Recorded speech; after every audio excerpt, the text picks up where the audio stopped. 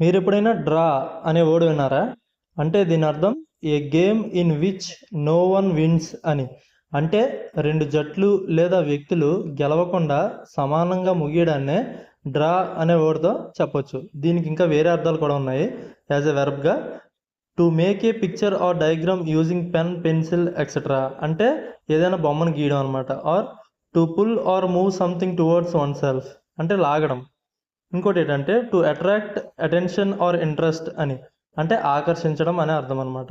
ఇంకోటి ఏంటంటే to take out, ఎగ్జాంపుల్కి డ్రా మనీ ఫ్రమ్ ఏటీఎం, అంటే తీసుకోవడం అని అర్థం. ఇది మొత్తం వెర్బ్గా వాడతారు. ఇప్పుడు నౌన్గా చూద్దాం.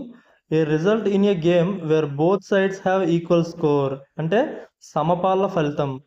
ఇప్పుడు నేను చెప్పింది అనమాట. సో నెక్స్ట్ ఏంటంటే a lottery or selection process, అంటే లక్కీ డ్రా.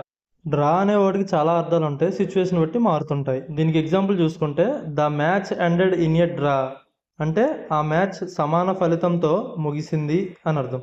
వీడియో నచ్చితే లైక్ చేయండి. మరిన్ని వీడియోస్ కోసం ఛానల్ అయితే సబ్స్క్రైబ్ చేసుకోండి. Thanks for watching.